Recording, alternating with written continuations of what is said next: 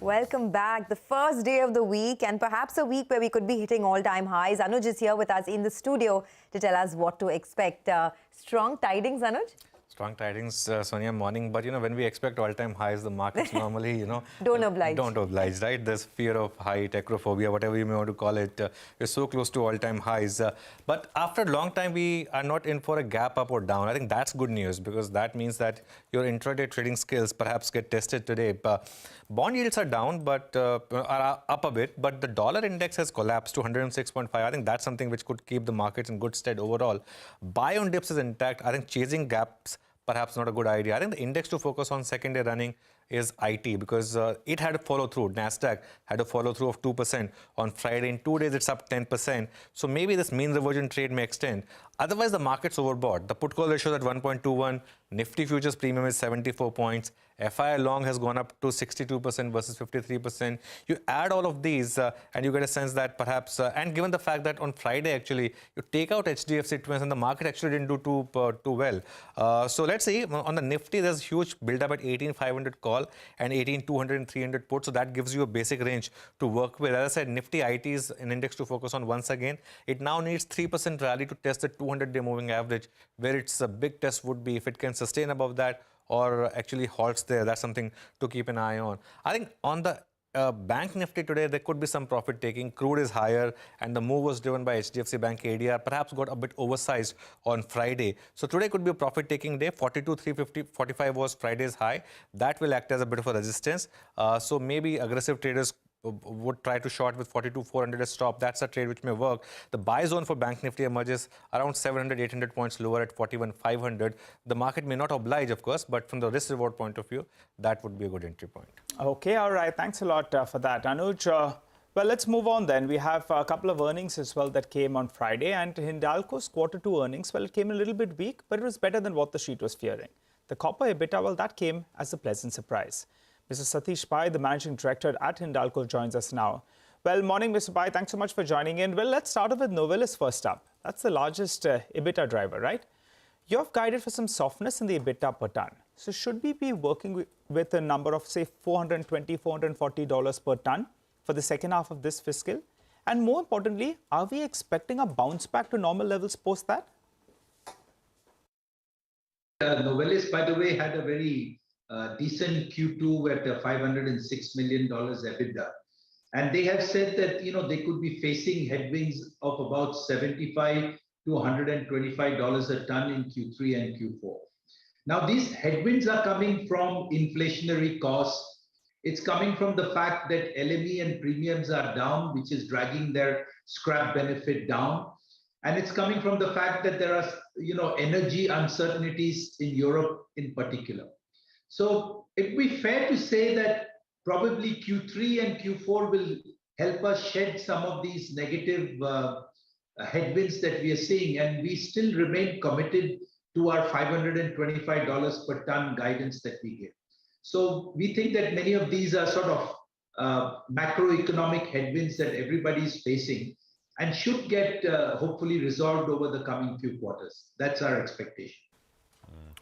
Mr. Pai, is there a risk to Novelis volumes? Could we perhaps see a degrowth even, your sense?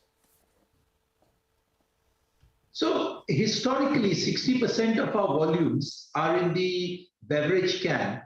And if you actually remember, even during the peak COVID times, what happens is that people consume more beverage cans at home. So this is fairly recession-proof. So on the can side, you may not have big growth, but we are not going to see a degrowth. I think the question is more interesting in auto because the chip shortage issue has gone away, but the backlog in auto is quite heavy. So we are not seeing any demand drop, at least in Q3 and Q4. Now, if the whole recession continues, will auto start to slow down in next year? It's a possibility. On the aerospace side, we are seeing no slowdowns because the air travel is back in a big way. Building and construction, I think you will see some slowdown with the high interest rates. We have not seen it yet because of high backlog, but possibility is there that next year we will see some slowdown in BS. So it's a sector by sector sort of outlook, but the large sectors like beverage can for us are fairly resilient proof, recession proof, sorry. Okay, so what kind of cost relief on aluminum can we work with in the second half of FY23? What would the impact be on the business? Single biggest thing that has impacted our cost of production is the availability and price of coal. So I think that, we have started to see post-monsoons, the coal availability and the pricing situation starting to ease. And we are cautiously saying that 2 to 5% reduction in cost of production will be seen in Q3. I don't want to give a guidance for Q4 yet because we need to see how the coal situation in India improves. I mean, it has been fairly unprecedented that we have gone through such a high tightness on the availability of coal with such high pricing. In the last few years, this is the first time we have seen. Well, Mr. Pai, going by what you're saying, clearly the tightness, the pricing as well has been a problem on the coal side. So give us a breakup of your coal sourcing mix. As of now, what is it? So in Q2, roughly 50% came from linkage and 30% came from e-auctions. And the remaining 20 was our own mines, imports, buying from private parties. In Q3, this mix is not going to change much because the linkage, even though the realization percentage goes up, one of our linkage has lapsed. So we'll have to buy more coal on the auction. So this mix will remain the same in Q3. Hopefully in Q4, the linkage percentage will go up to 60-65%. Mr. Pai, copper EBITDA has been stable for the last many quarters. Should we work with a quarterly run rate of 500 crores? Yeah, I think that, we have just given on the analyst call, we have said that, we are confident it will stay between 450 and 500. Okay, between 450 and 500. What about the debt? There has been no reduction in Q2, so I'm asking you, any plans to reduce debt for the rest of the year? I think if you saw our debt, it has dramatically come down in the first half of this year because we repaid in India 6,000 crores of debentures plus 2,500 crores of Utkal. Utkal Alumina Limited is now completely debt-free. So if you look at the net debt to EBITDA in India, it's 0.47. So the Indian operations has delevered in a very big way. Novelis is still at the same level of debt because it's largely bonds, but those bonds were refinanced when the coupon rates were very low. So I think overall, if you look at the finance costs of Novelis and Hindalco, we are in a very strong position going into an environment where interest rates are going up. All right, Mr. Piper, break it up for us. The consolidated net debt number, split it between basically the standalone business and the Novelis business as well. Consolidated net debt in India now is 4,800 crores and is about 37,000 crores in Novelis. It will stay at this level for the second half of this year because all the repayments that we promised to do, we have completed in India. In India, the net debt is only 4,800 crores now. Mr. Pai, any movement on the Hindustan Copper divestment? No, we just are still waiting and watching. Okay, all right. Thanks so much, Mr. Pai, for stopping by and in fact giving us all of those details. So the crucial number is that the Novelis business, they're not expecting a degrowth in the next year. And also the EBITDA per ton will be soft for the next couple of quarters, but they're expecting a bit of a bounce back from here. Well, Prakash, I wanted to ask you about Manappuram Finance. Came out with a set of numbers. AUM growth hasn't been there, but the yields have improved. How would you weigh both those two? Some part of the street likes it. Some part of the street is saying, hey, but there's no AUM growth. What's your sense?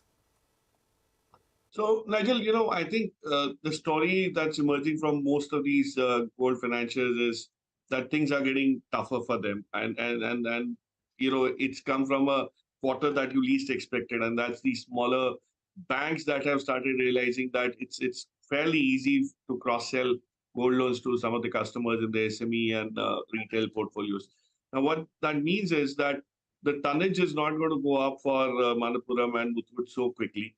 And if the cost of funds goes up, then even the yields will probably get a bit compromised. So that's the whole, the spreads will get compromised. The whole idea is that you are now facing competitive intensity and coupled with the fact that if there's a demand contraction or your inability to get market share, that will kind of start weighing on the P&L and your balance sheet remains probably as weak or as strong where it was. There's not much of a change that comes about there.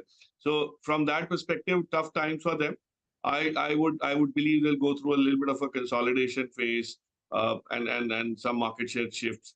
So it's best to keep away. The housing finance pocket is the only one in within NBFCs and commercial vehicle finance. If you look at commentaries from most players like the OEMs like Ashok Leyland and all, the Cholas and Srirams of the world offer you a much better opportunity as some of the housing finance businesses. So stay away from the gold financials, just for sure. All right. Let's stay with financials and interest rates, but this is broadly very important because we get the consumer price inflation numbers here in India later today. This is the monthly number. And the RBI Governor, Shaktikanta Das, speaking at the Hindustan Times Leadership Summit, gave a sneak peek into what the number could be. Below 7%. That's good news. Listen in.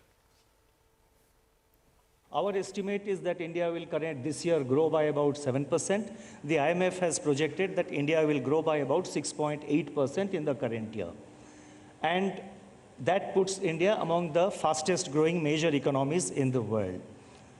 We have a major challenge with regard to inflation, but comparatively, if you see, our target, the upper ceiling is about 6%. The last inflation number which was released for September, the inflation was 7.4%. We expect the October number which will be released on Monday, we expect that to be lower than 7%. Any inflation above 6% is detrimental to growth. So therefore, 6% has been kept as the upper tolerance band. And the fact that we have a tolerance band, between 4 and 6%, that gives RBI enough policy space to use during times of stress. We picked up these reserves only for this rainy day. And when it rains, I have said it earlier also, you have to pick up your umbrella and use it. We didn't pick up reserves just to keep it as a showpiece in the Reserve Bank of India. And even at this point of time, our reserves are very comfortable. So the first objective of our market intervention in the forex market is to ensure an orderly movement of the exchange rate. Second is to anchor market expectations. This is extremely positive, right? Because at the end of the day, interest rates are the determinant for profitability for companies. And if Mr. Das is saying, he's basically telling us that inflation later today will be under 7%. Very positive. I mean, if you think about it, the Fed peak rate is about 5%. Usually here, interest rates are about 3.5% higher. Right? I mean, so 8.5%. By the time banks and financial institutions lend to companies, I mean, that goes up to 11-12%. I mean, there are not many companies in India who make return on capital invested of over 12%, 12-13%, right? Yes. So if the cost of capital is going to come down because inflation is under control, I mean, this is very, very good news overall. Perhaps it's also reflecting in our own markets, right? I mean, the pre-opening rates are settled higher, up almost about 20-30 points. Just want to mention a couple of stocks. LIC is reacting very well to its numbers, so that stock is up almost about 5% right now. Our colleague Surbi was telling us earlier that things have looked good this quarter around. Delivery as well, the EBITDA loss is lowered compared to what we saw earlier, so that stock as well is in the green. And from the Nifty, it's M&M, which is your big gainer after positive commentary that came in on the conference call. We'll talk about that in a bit, but in the meantime, let's get some 9-10 calls out of the way. Sudarshan, what's the big call at 9-10? Well, the big call for the Nifty is to buy it on a dip. Don't buy at a breakout. You will get a dip. And TCS is a buy with a stop under 32.50. All right, Mitesh, what about you? I'll go with the buy on L&T Infotech. Keep a stop below 5,000. Look for a 5,200 as the near-term target. Okay. As I was telling you, the M&M stock is the one that's really, topping the charts right now, top honors there. That's because the commentary on the call was very positive. So just wanted to get a few highlights in. The utility vehicle market share in the first half has improved 300 basis points for M&M at 17%. Not just that, even the tractor segment, which was struggling for a bit over there, the market share has improved about 50 basis points year on year at 41.5%. Now, they also mentioned that retail sales for tractors in the festive season saw a double-digit growth. So perhaps the worst seems to be over from the rural standpoint. And in Q2, they saw the highest ever three-wheeler electric vehicle sales at 10,625 units. Also, the order backlog for popular models has increased to 260,000 units. They've maintained their FY23 tractor guidance for the full year at 5%, and they've gone ahead and raised their capacity in the SUV space, given how strong demand is. Current capacity is 29,000 units, and they're looking to raise it. So very strong, move coming in from M&M. But we will discuss more on the company's Q2 performance. We have Rajesh Jejurikar, the Executive Director of the Auto and Farm sector, in just a short while from now. So do keep it with the channel. Okay, all right. We're bracing ourselves for market open. Prakash, final comment, anything we should be looking out for in terms of a stock for today? I mean, something that's looking up? No, I think Sonia mentioned there could be some surprises in terms of the behavior that a delivery could produce. Those are new age businesses that have languished. That could probably be a good bet to look at on dips in today's market. Okay, just heading into the market opening, looks like it's going to be a muted start, but with a positive view on the index. The Nifty now very close to its all-time highs, just about 300 points away.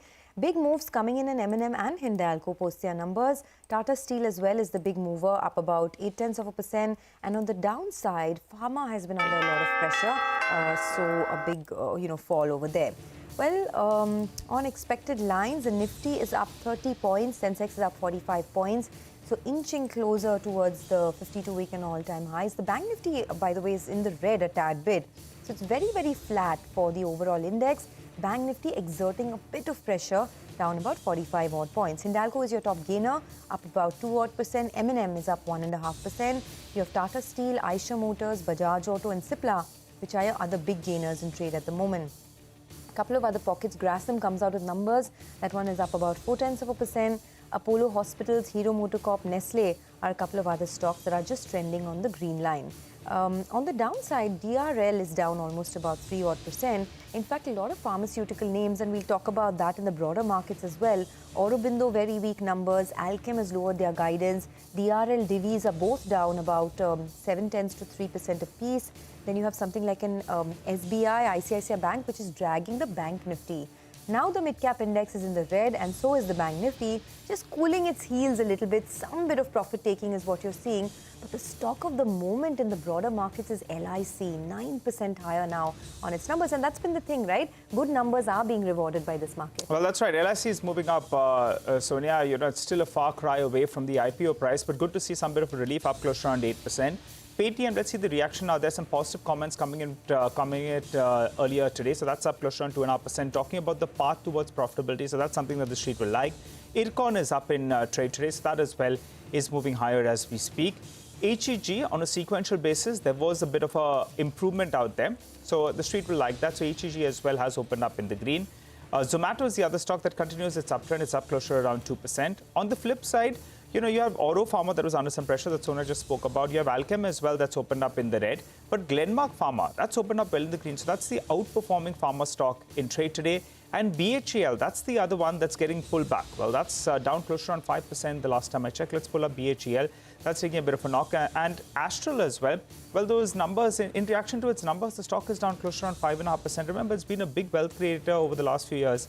But that's pulled back a little bit to kickstart trade. Some of these metal stocks as well are reacting, because the dollar index has cooled off. So you have Nalco, Vedanta, JSPL, all of them moving higher as we speak. China softening their stance, positive commentary coming in from the regulators out there, as well as the Bank of China. So explains why the metal index on the whole is seeing some follow through. What else, Prashant? So it's a flat, absolutely flat kind of picture on the Nifty on your screen, 6 or 7 point change. I'll just try and see what else is happening. LIC, of course, we highlighted already, 7.5% higher. That by far is the biggest volume-led gainer in trade. Abhishek had highlighted Manappuram, that is up about 3%. And I think the metal names, as you said, Hindalco, Vedanta, Nalco, etc., are jumping up. You've got Ircon, the railway company, which is up about 2.9% higher. Paytm is up about 3%. So these new age companies, I can't see many, but Paytm is there with a 3% pop right now. HEG is up about 3.5%. And you've got GE Shipping, which is coming up with about a 3% gain as well. Fortis at about almost 290 is starting about 2.5% in the green. More gainers as compared to losers. I mean, it's separated by about 200 stocks right now. Two pharma names, which we've already highlighted, Aurobindo and Dr. Reddy's, are the biggest losers. And you look at something like a Campus Footwear. I mean, you know, the absolute craze which we saw in between with regards to these footwear companies. Numbers disappointed from Campus. This was, I think, Wednesday or Thursday last week. And from a high of 650 rupees in September, stocks down to about 460, 450. So it's a very sharp cut that name is seen. Another one is Shakti Pumps. I'm not sure if this is earnings, but the stock is down 15%, Shakti Pumps. Volumes are not that large, but that's a very large price move that we are seeing at this point. The new listing, Electronic Smart, that is down about 3.5%. Aster DM is down 3.5%. There is MGL, Mahanagar Gas, which is down 4%. So there is more sort of volume-led activity opening up as we go into the first few minutes of trade. The Nifty is up about 35 points now, so the index has made a bit of a move higher. Prashant, you know, Manappuram Finance, the stock opened up with a cut of around 1%. There was no AUM growth. In fact, there's a bit of a disappointment out there. But the yields are the highest ever that we have seen. So they are going for yields over AUM growth. For the time being, the street likes it. They have a con call at around 10 a.m. today. So we'll try to get further details from there. But just want to point out that that initial dip got bought into. And Info Edge as well was up, I think, 6-7% on Friday. That started off more or less flattish, and now it's moved to the high point of the day, so up close to around 3%. Just I mean, the New Age theme did very well on Friday, so maybe there is some continuation. These are not profit-less companies, but these are companies which are expected to make money into the future. And for these kind of companies, what matters is the cost of capital, big time. So if things are easing up a little bit on that front, maybe there is more to go here. Pratik Gupta is our market master of the day. He's Chief Executive Officer and Co-Head Institutional Equities at Kotak Securities. Pratik, great to have you with us here on CNBC-TV18. Appreciate your time. How are things looking to your mind, Pratik? We are coming to the fag end of the earnings season. Any takeaways for you? How has Q2 impacted your full year estimates, that is FY23 as well? Hi, good morning, Prashant. I think as far as earnings are concerned, we haven't seen too much of a change. If anything, we've seen modest downgrades across the board. Overall, for the year as a whole, for FY23, our earnings expectations for the Nifty are about 11%. And more importantly, for FY24 and 25, our estimates are running at about 16-17% for both the years as of now. With banks clearly still, that's the one space where we are seeing upgrades. Mainly due to credit cost provisioning coming down and loan growth picking up. So bank still remains our favorite place. But I would say as far as the overall market is concerned, and we're seeing this right now today as well, one of the concerns we've had for a while is that India is really outperformed by a mile compared to other emerging markets this year. Just to put some numbers in perspective, India is up about 5-6% year to date, whereas China, for example, is down some 25-27%. The MSCI EM index is down about 25-26%. And we think we're getting to a point where valuations are really getting stretched. India is now, the Nifty is trading at about 19 times FY24 earnings, 17 times FY25 earnings. And the premium to MSCI EM is now gone up to 100%. So India has always traded at a premium, but this time around, it's gone way beyond the normal range of about 40 to 60%. So in the eyes of global institutional investors, as it is, while everyone sort of agrees with the longer term, medium term positive outlook in India, our demographics and the China plus one story, the fact that our banking sector is cleaned up, we're about to embark on a new credit upcycle, etc. But in the short term, we think there is a risk that India sort of underperforms, and we even worry about the risk of more foreign outflows as people shift money away from India to China. China, you might be aware today, there were some measures about property sector stimulus and a little bit on the COVID reopening strategy over there. So if that continues and that starts gaining momentum, we could see some money shifting out, especially in the context of India being quite expensive. Right. By the way, just want to point out there's a big crack happening in the pharma space, as we told you earlier. Aurobindo Pharma is now down 6% at a fresh 52-week low. Divi's is at a fresh 52-week low this morning as well, and that stock has lost over 30% of its value this year. Big cracks, Natco Pharma at a fresh 52-week low, and Alchem as well has lowered its margin guidance.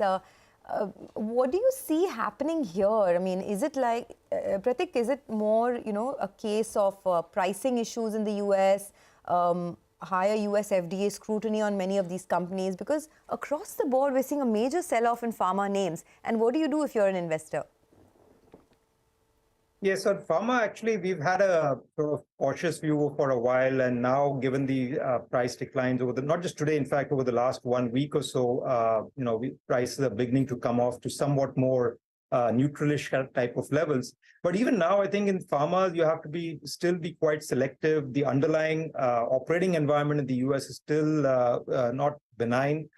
Competitive intensity remains high. We are seeing pricing pressure on the US generics players. Meanwhile, the product pipeline launches for many of them haven't come through to the extent as expected. And the Indian pharma sector the Indian market is sort of just chugging along, no major positive surprises over there. And in one or two of these cases, there have been some corporate governance concerns as well.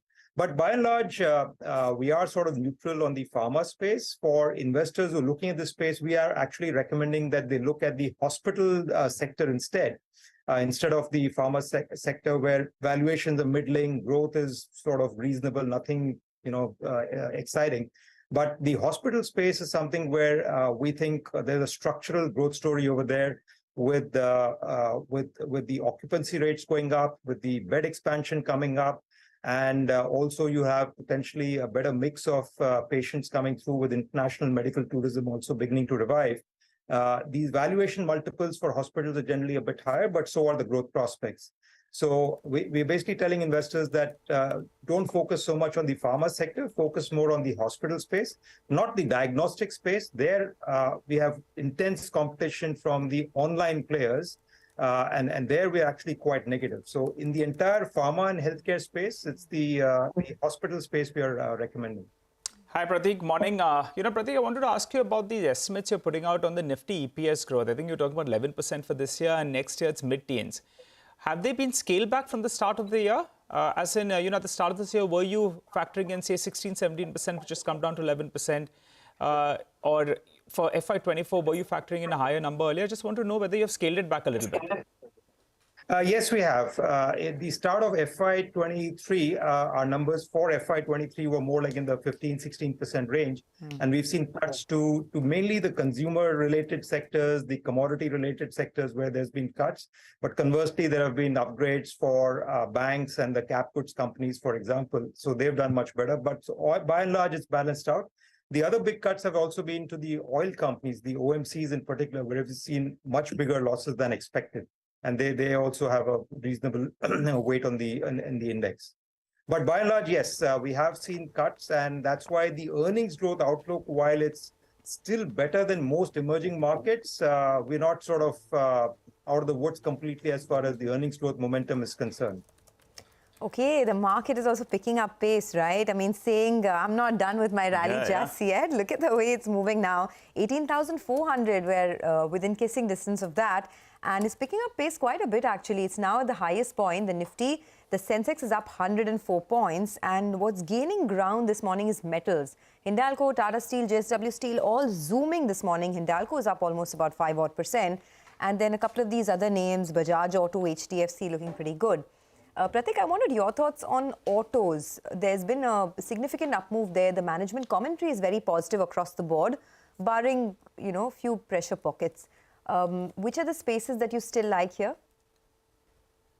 So autos, as you know, is pretty, you can't generalize. You have four-wheelers, two-wheelers, the auto ancillaries and so on.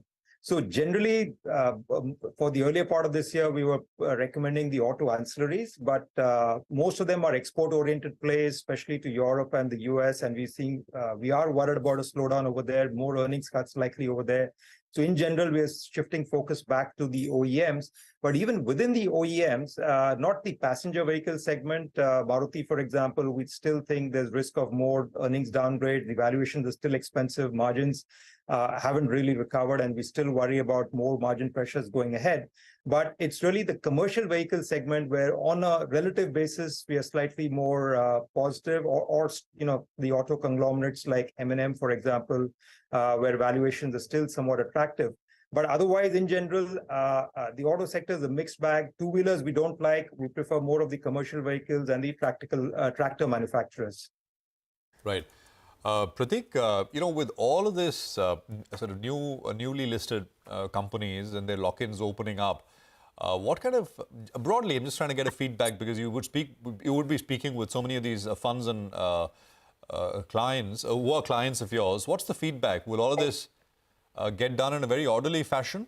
I mean, delivery, for example, right? I think the lock-in opens up on the 20th of this month. Some 30% of stock potentially can get sold. Perhaps not all of it will. So just your thoughts on this, not just delivery, but other businesses. Sure, Prashant. Yes, at Kotak, we've been quite closely involved with many of these stocks where the lockups are expiring. And you're right, in the short term, there is a risk of a disorderly selling that can come about. If all the sellers who are locked up, they rush to sell the stock at the same time. But typically, in our experience, we've not seen that happen. Most of the sellers are not necessarily desperate sellers. That's point one. Second, they will potentially, and not everybody is looking to exit right away. Some of them, irrespective of the stock price, irrespective of the lockup expiring, they still want to hold on. So clearly the promoters, the founders, and some of the key management personnel and some of the longer term oriented funds who invested, the lockup expiry in itself will not necessarily trigger a sell. However, there are clearly investors who've been inquiring and will be closer to the lockup depending on whether stocks are trading. You will see some selling pressure. So in the short term, there is a risk of these stocks coming off slightly. But equally, I would say that on the buying side as well, we speak to both global and domestic institutional investors, many of whom actually like these businesses from a fundamental long-term perspective. They've just been waiting for this stock overhang to get out of the way. And hopefully they're looking for potential declines to buy these stocks. So they're all sort of waiting for a correction, waiting for a discount if an offer comes by. So you could actually see a spike in volume for sure, but I don't think it's fair to say that you will see a sharp decline necessarily. Some of these stocks have already come off quite sharply, either on expectations of the lockup expiry overhang or because of some fundamental factors like an earnings downgrade or something. So these stocks have already come off quite sharply. So I'm not sure you'll see too much of a decline from here on. For investors, I would say, go back to the basics. If you like the business from a longer term perspective, you should be buying these stocks as and when they hit your price points which appear attractive. And don't get too hassled by these lockup expiries, either to sell or to buy. Sure. You should ignore these technical factors. Okay, ignore the technical factors. Look more at the fundamentals if you like the business and whether it makes sense to you, right? At the end of the day, most of these businesses still continue to be loss-making, although they have talked about a path to profitability. Thanks a lot for joining in, Pratik. Appreciate your thoughts. Well, for the market, it's quiet, but the mid-cap index is under a bit of pressure, so don't lose sight of that. The index is now down almost 170-odd points, and the banks are also exerting a bit of pressure, nothing alarming. But Deepak Fertilizers posted a strong set of Q2 earnings versus last year, with the revenues rising 52% and margins expanding to over 18%. But if you look at it from a quarter-on-quarter basis, there is some weakness because this is seasonally a weak quarter for the chemicals segment. Shailesh C. Mehta, who is the chairman and managing director at Deepak Fertilizers, joins us now to talk about that. Shailesh, thanks a lot for joining in. Good morning. So just first, addressing the chemical business contraction that you saw quarter on quarter, I understand that this is a seasonally weak quarter for you, but now going ahead in the second half of the year, what is the kind of growth that you're expecting in the chemical business? Sure. So at the outset, let me just share the good news that the top line has jumped 52% and the bottom line has jumped 195% over the last year. And in fact, the other good news is that H1 has surpassed the whole of last year. So from that perspective, it's a very strong positive kind of traction that is emerging. When we compare the two quarters, you're right. And typically the Q2 is a lean quarter. And this time, because of the aberrations emerging from the unseasonal rains that impacted the chemical sector. And somewhere the excessive rains also impacted the fertilizer sector with a little shift. So what we feel is that, as the year rolls by, this should even out. So when you say even out, right, your EBIT in the chemical segment has fallen quite a bit. I mean, it's almost 400 crores compared to 730 crores last quarter. That's a steep fall quarter on quarter. So when you say even out, what are you looking at in terms of numbers? So basically, if one were to compare the aberration, the positive aberration from last year to this year, what has happened is that there has been a huge price hike on the raw material side, and we have been very successful at passing through. And that's how the delta has improved over the last year. But quarter on quarter, what happens is that as the raw material prices, remain and the finished product pricing are somewhat subdued, and also, of course, because of the lean season, the impact that, has come in, both put together, it's like last time what I had also mentioned, that it's a matter of a quarter to settle this gap between the raw material and finished product to make sure that, the deltas revive. Okay. Hi, Mr. Mehta. Good morning. This is Nigel on this side. We have a lot of these details, with regard to your past quarters numbers. But I want to ask you about your net debt. I'm aware that you're going through with that big capex with regard to backward integration on your ammonia side. But tell us, currently, what is your net debt? At peak levels, what will your net debt look like? So basically, as you've seen that now, over the quarter and quarter now, our net debt ratios have become even more healthier. And with the, I would say, good returns coming in terms of almost 1,200 crores each year, that has been a strong positive cash contribution. This is something that has brought in very healthy returns, and very healthy financial ratios. So basically, we've already spent over 3,000 crores. And in the coming year, we could be looking at another 1,000 crores in terms of equity infusion. Right. And with that, we should be coming to the typical 70-30 ratio. Okay. And the revenues from the ammonia plant will kick in by, let's say, May next year. Okay. So that will bring in, then the positive aspects that are there. All right. Mr. Mehta, just to come in out here, you're saying that the ammonia plant, it gets commissioned in May 2024. Are we getting that correct? Yes. All right. And you have already spent 3,000 crores. You briefly mentioned that about some equity raise of around 1,000 crores. So will you tap the markets again? No, this is what you're already raised. Okay, we got that. So currently, sir, just focusing on the absolute net debt number, what is it at? And at the peak level, what will it go to? I'll tell you why I ask you this. Because the street is a little bit cautious that you're going in for some big capex, which could obviously bear fruit. But they don't want it to get out of hand. So what will be the peak net debt level? 5,000 crores, 6,000 crores? What will it be? Go ahead. We will be within 1:1 ratio. And that should be the comfort that, we should see. I don't have the numbers offhand, but if you could tell me 1:1 would be approximately 5,000 crores or 6,000? So, basically, I'm saying, the comfort between the EBIT and the debt ratios is going to be at a very comfortable state. And the key aspect that is there is that, see, as far as the project debt goes, it's already capitalized in the project. After that, we have 2 years of moratorium. Yes. But, sir, you're not giving us the number, sir. We just want that one number. What can the number be, please? So, debts would be in the range of roughly around 5,000 crores. Got it. 5,000 crores. All right. Thanks for that. You said that the revenue from the ammonia plant will be coming through very soon as well. You're sitting on, in the first half, your revenue is a little over 5,700 crores. Once this revenue kicks in, then what do you think you could end the year with on the top line? And what is the sustainable growth that you're looking at in FY24? So basically, as you are aware, that ammonia is a raw material to our downstream. So in a sense, it is not directly going to impact the top line, but certainly it will impact the bottom line. And overall, once the TAN project comes in, which is in 2025, then of course it will have a very positive traction, further traction to the top line and bottom line. So what we are looking at is somewhere, crossing 15,000 crores in the next 2 to 3 year period. Okay. 15,000 crores top line in the next 2 to 3 year period, right? Yes. Yes. Okay, and will this include any commissioning of any new projects, or will it be on the existing projects itself? So there are three that are emerging. One is, of course, the debottlenecking that we are doing in the existing complex itself. Then the other large addition that is coming up is the ammonia project, which is going to then help us reduce the raw material costs. And the third project that is coming up is a world-scale technical ammonium nitrate project, riding on the mining chemicals, the mining needs that are there. You know, coal, cement, infrastructure. Yes.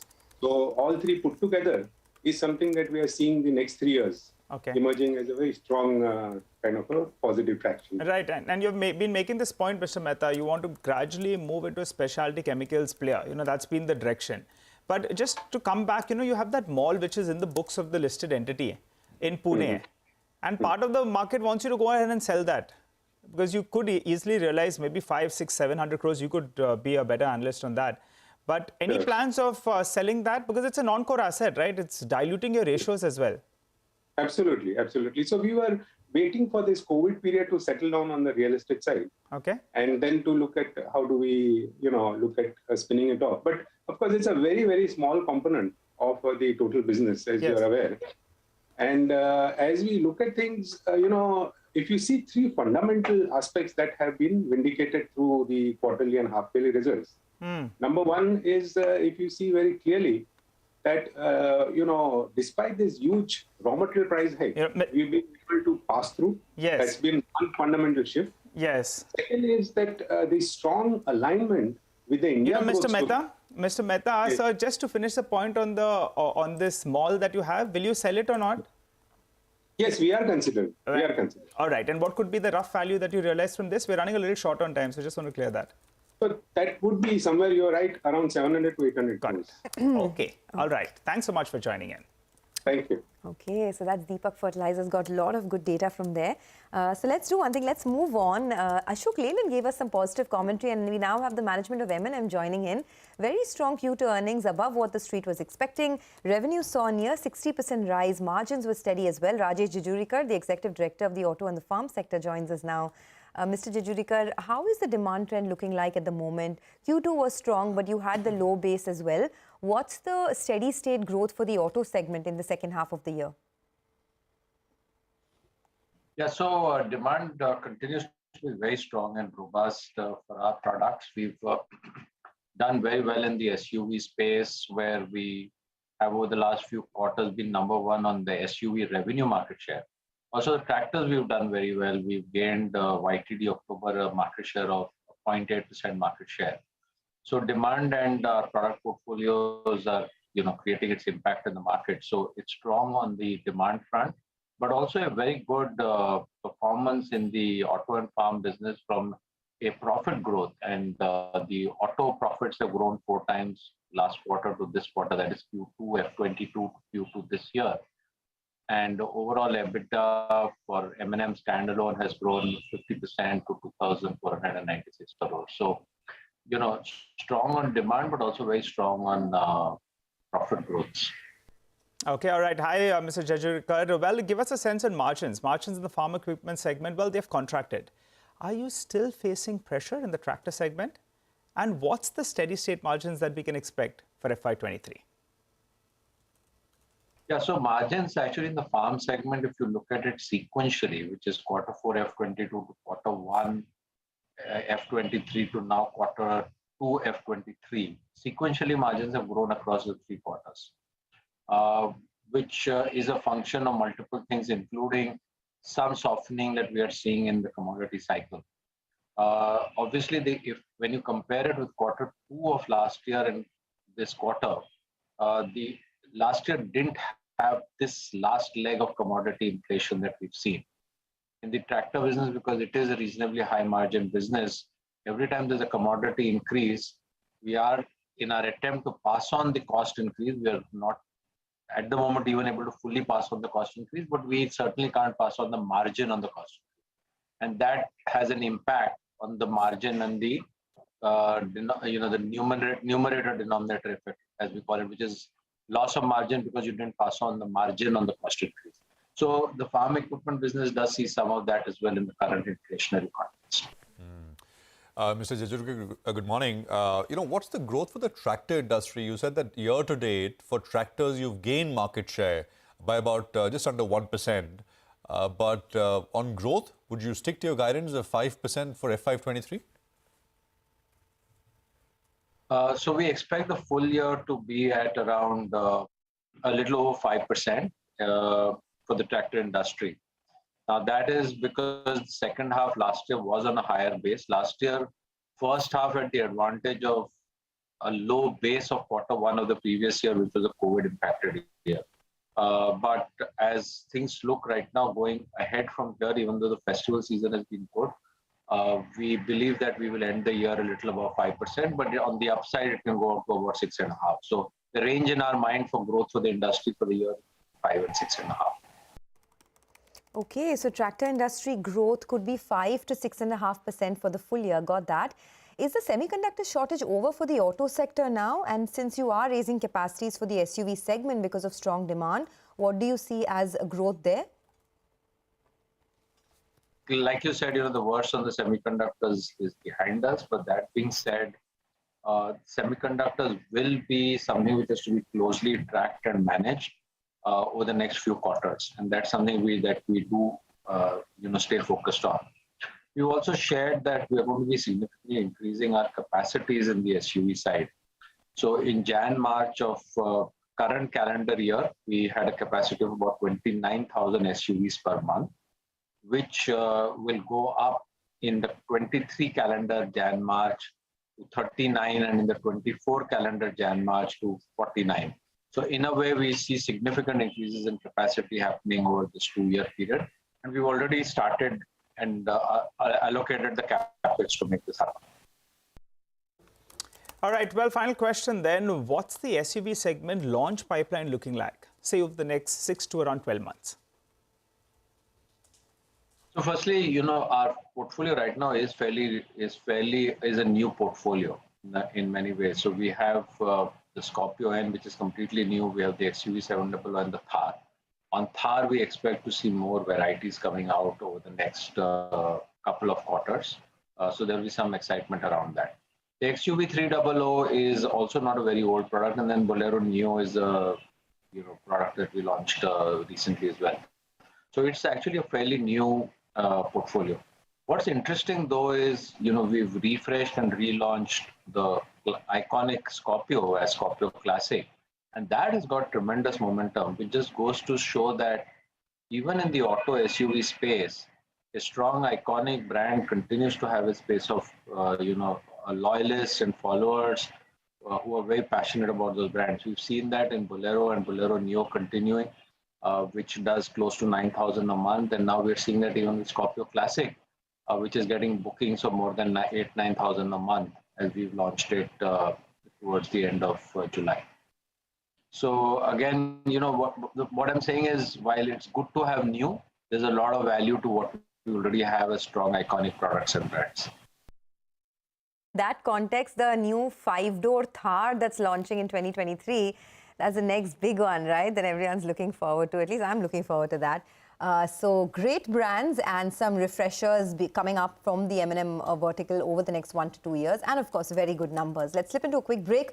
On the other side, we'll connect with the managements of Info Edge and Patanjali Foods to discuss their Q2 earnings respectively. Stay tuned.